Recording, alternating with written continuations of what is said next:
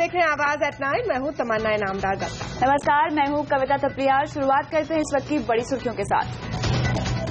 Exit poll में नीतीश लालू को advantage, 4 पोल में महागठबंधन आगे, लेकिन न्यूज 24 चाणक्य के पोल में बीजेपी को पूर्ण बहुमत। कैसे समझे जनता के मूड को, बताएंगे हमारे खास मेहमान बुलेटिन में आगे।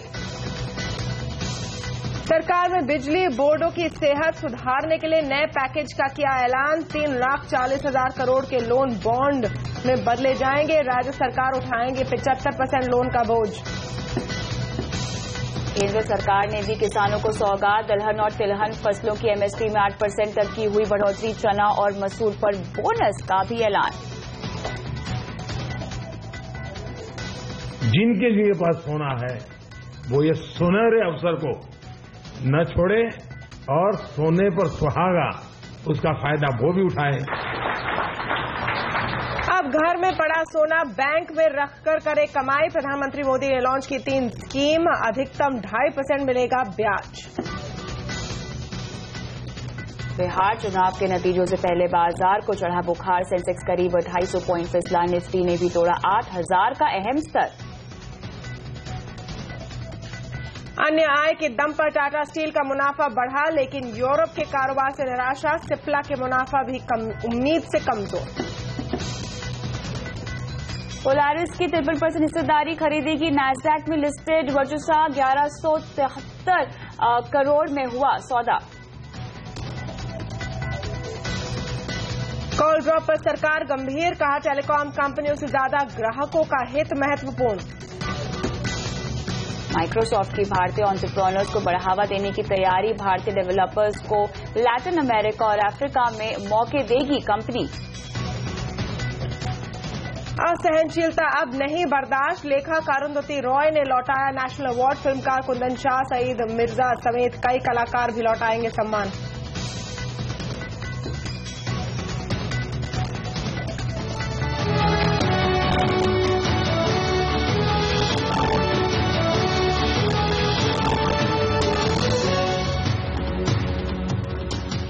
बिहार का किंग कौन, इस बार किसका बिहार? अंतिम दौर की वोटिंग खत्म होते ही ज्यादातर एग्जिट पोल में महागठबंधन को बढ़त हासिल हुई है और एक बार फिर से नीतीश कुमार बिहार के मुख्यमंत्री बनते नजर आ रहे हैं। लेकिन न्यूज 24 चाणक्य ने एनडीए को साफ बहुमत दिया है।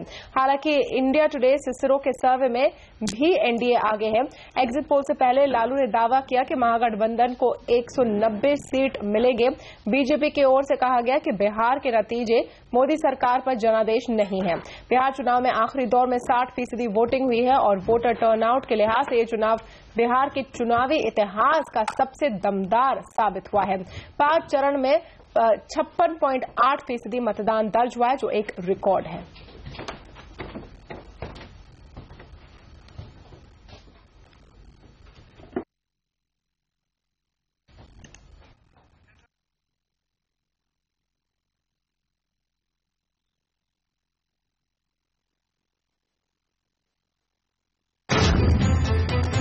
बिहार में किसकी होगी जीत, किसकी होगी हार?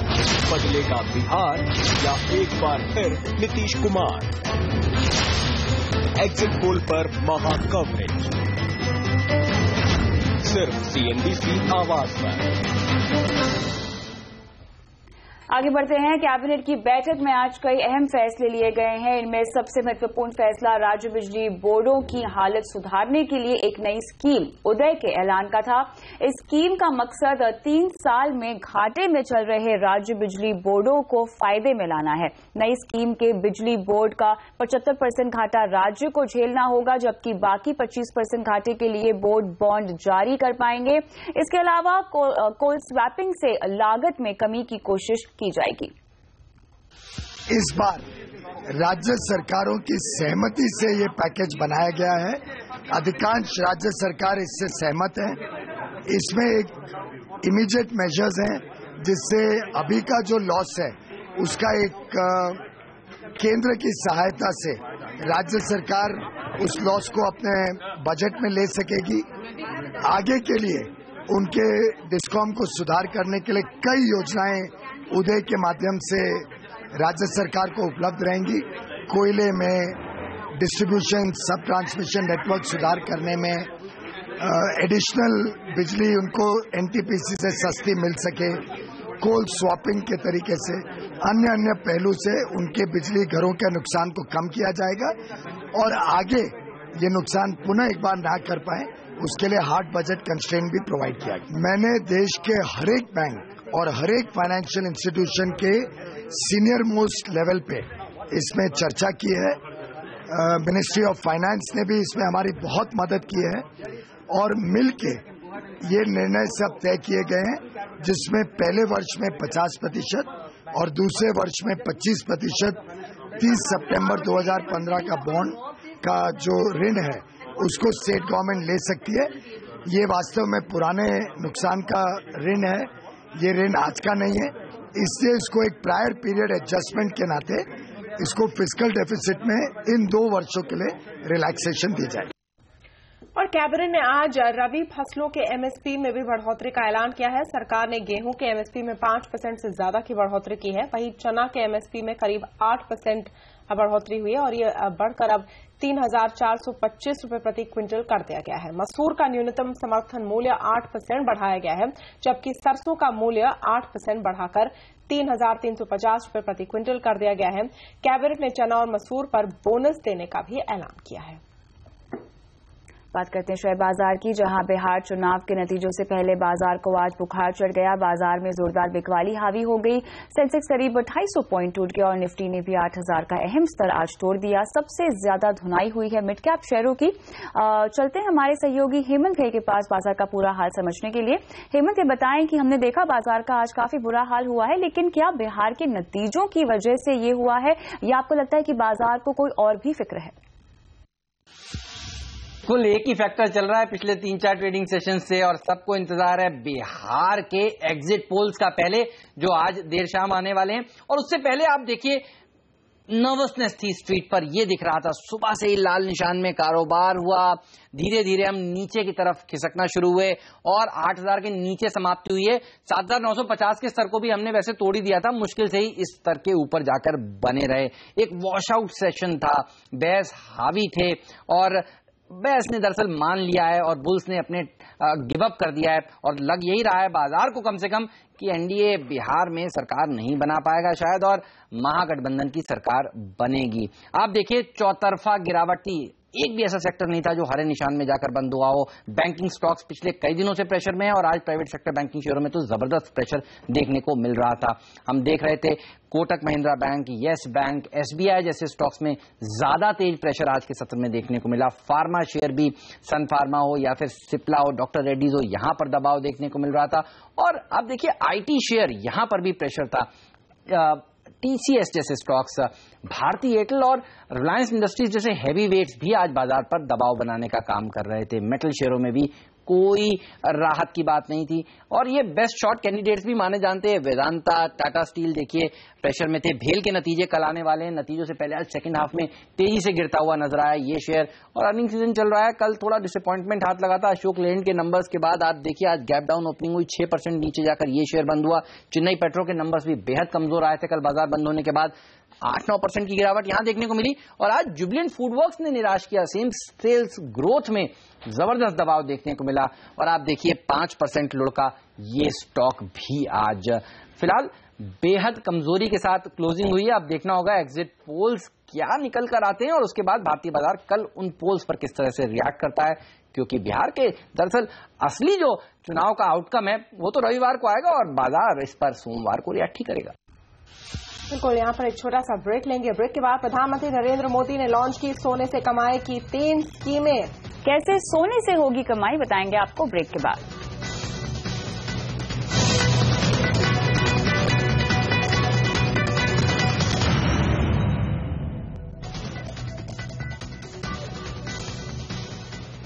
अब घर में पड़े सोने को बैंक में रखकर आप कमाई भी कर पाएंगे। जी हां, सरकार ने आज 3 गोल्ड स्कीम लॉन्च कर दी है जिसमें 2.5% तक आपको ब्याज मिलेगा। प्रधानमंत्री मोदी ने और वित्त मंत्री अरुण जेटली और साथ ही रिजर्व बैंक के गवर्नर रघुराम राजन की मौजूदगी में 3 योजनाओं की शुरुआत की।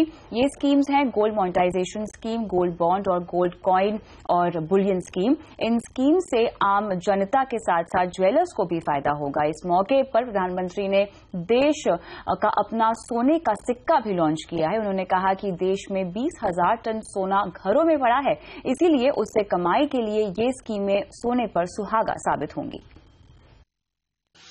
हम ऐसे गरीब देश हैं जिसके पास 20,000 टन सोना यहीं पड़ा है,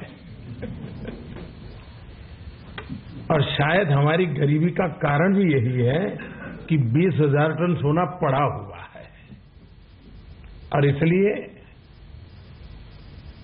भारत को गरीब रहने का कोई कारण नहीं है, कोई कारण नहीं है। कोई लॉजिक ही नहीं समझा पा रहा है कि हमें गरीब क्यों रहना चाहिए।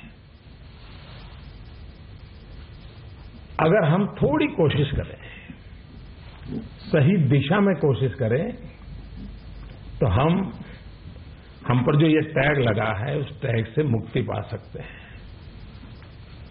और उस रास्ते का एक महत्वपूर्ण अहम कदम आज है ये गोल्ड संबंधित भिन्न योजनाएं।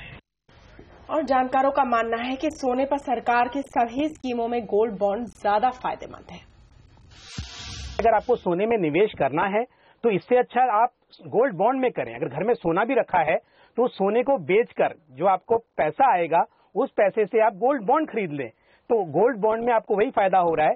समय के साथ में अगर गोल्ड का भाव बढ़ता है वो आपको फायदा है, और साथ में फिक्स रेट ऑफ इंटरेस्ट भी मिल रहा है। मुझे ऐसा लगता नहीं है कि बहुत ज्यादा इसमें इंटरेस्ट आएगा गोल्ड को मेल्ट करके देने में। दूसरा, क्योंकि अनअकाउंटेड सोना बहुत ज्यादा होता है, लोग उसको डिस्क्लोज करने में भी कितने इच्छुक होंगे वो भी एक सवाल है। और दूसरी बात, जब आपके पास गोल्ड बॉन्ड का ऑप्शन अवेलेबल है तो क्यों ना फिजिकल गोल्ड को बेचकर उसके बदले में सॉवरेन गोल्ड बॉन्ड बाय किए जाएं। ज्वेलर्स ने सरकार की इस योजना को काफी अच्छा बताया है। साथ ही कहा है कि सरकार अगर कलेक्शन एजेंट के तौर पर ज्वेलर्स को गोल्ड मोनेटाइजेशन स्कीम से जोड़ती है तो ये स्कीम और भी सफल हो सकेगी।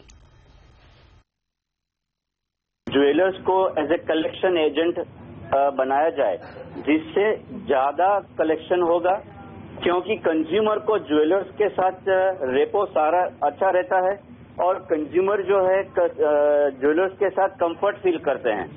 तो ओवरऑल जो इनकमिंग गुड्स है वो काफी आएगा। ये 2.5% जो है वो मेरे हिसाब से तो अच्छी है कि जो आइडल गोल्ड पड़ा है जिसका कोई रिटर्न नहीं है तो उसमें कुछ न कुछ तो रिटर्न आना शुरू हो जाएगा। और बात करते हैं नतीजों की। आज टाटा स्टील और सिप्ला के निराश करने वाले नतीजे आए हैं। दोनों नतीजों पर बात करने के लिए चलते हैं हमारे सहयोगी वरुण और सोनम मेहता के पास। वरुण, सबसे पहले टाटा स्टील ने किस तरह के नंबर्स दिखाए और मायूसी क्यों हुई है? देखिए, टाटा स्टील के नतीजे बेहद ही कमजोर हैं और सबसे बड़ा झटका लगा है यूरोपियन ऑपरेशन से, जहां लंबे समय बाद कंपनी ने 238 करोड़ का एबिटा लॉस पोस्ट किया है। इंडियन ऑपरेशंस कमजोर जरूर है, लेकिन ये हमारे अनुमान से कुछ बेहतर है। वही कंसोलिडेटेड बेसिस पे अगर आप देखें तो मुनाफे का फिगर देखने का कोई मतलब नहीं है, क्योंकि काफी सारे एक्सेप्शनल आइटम्स हैं वहां पे।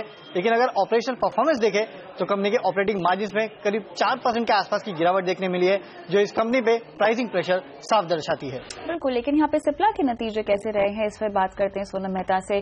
सोनम, बताएं कैसे देखती हैं आप सिप्ला के नतीजों को?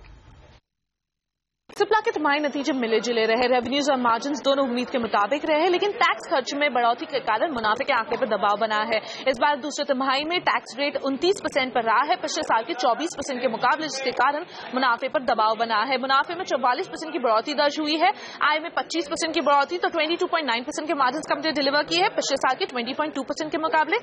एक्सपोर्ट फॉर्मुलेशन मजबूत रहा, 50% की बढ़ोतरी देखने मिली है। एक्सपोर्ट एपीआई में 61% की बढ़ोतरी देखने को मिल रही है। सिर्फ एक घरेलू कारोबार है जिसने निराश किया है, जहां पर 14 से 15% की बढ़ोतरी की उम्मीद रखी जा रही थी, लेकिन वहां पर सिर्फ 1% की बढ़ोतरी हुई है।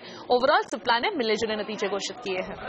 शुक्रिया सोनम। और यहाँ रुकते एक ब्रेक के लिए। ब्रेक के बाद बीजेपी मुंबई में बेच रही है 100 किलो के भाव से अरहर दाल। पूरी खबर देखिए इस छोटे से ब्रेक के बाद।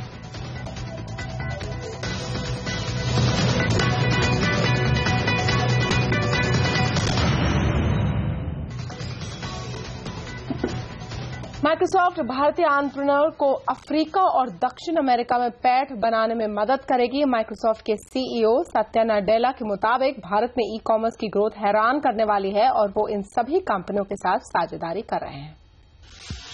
Another very exciting thing that's happening in India is with startups and e-commerce. It's actually pretty mind-blowing to see how e-commerce is progressing in this country. The estimates I read was something like by 2020 there's going to have $100 billion of commerce that's going to happen just as e-commerce. Now, it's not, we of course have very big companies already. There's people like Snapdeal, Paytm, Just Dial, who are all participating. नामी coffee chain Starbucks अभी सिर्फ बड़े शहरों में कारोबार बढ़ाने पर focus कर रही है। कंपनी की सीईओ अवनीत दावरा ने सीएनबीसी आवाज से खास बातचीत में कहा कि समय आने पर वो टियर 2 शहरों में स्टोर खोलेंगे। कितने नए और स्टोर्स खोलने का इरादा है इस साल के अंत तक? I think we've opened about 80 stores in less than 36 months in 6 cities. We've demonstrated our ambition in India. We'll continue to grow, adding more stores. You'll see a lot more come up in Mumbai as well as Delhi. मेरा आखिरी सवाल आपसे ये रहेगा, tier 2 cities में ले जाने के लिए इस ब्रांड को क्या तैयारी होगी, स्पेशली जब कॉफी डे जैसे प्लेयर्स अब लिस्टेड हैं, उनके पास में अब और भी फंड्स हैं, they are flush with funds after the IPO. How will you beat with these already existing players? I think India is such an exciting market. There's so much opportunity, and in the segment, in the coffee house segment, we believe that with Starbucks and Tata's as our parent companies, we have a very special and a different kind of brand and a different kind of experience. Our partners proudly serve the Starbucks experience to the customers.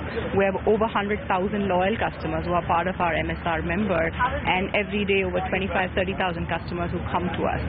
I think for us, we're going to be true to our values, and the value of Starbucks is to open one store and serve that one cup of coffee to the best of what you like. So that's our promise. In India, we've been really, really humbled by the way the Indian consumer has taken to us. We are an international brand which will continue to grow at the pace that we have set in India. Tier 2 cities के लिए कोई खास आपकी strategy है? We're already present in Pune, in Chennai, in Bangalore, Hyderabad, Bombay and Delhi. I think these cities itself offer such a large canvas for us. We continue to penetrate. Today we have nearly 30 stores in Mumbai and Delhi alone, and we believe that tier 2 cities, the customers do want Starbucks, and we will go there at the right pace.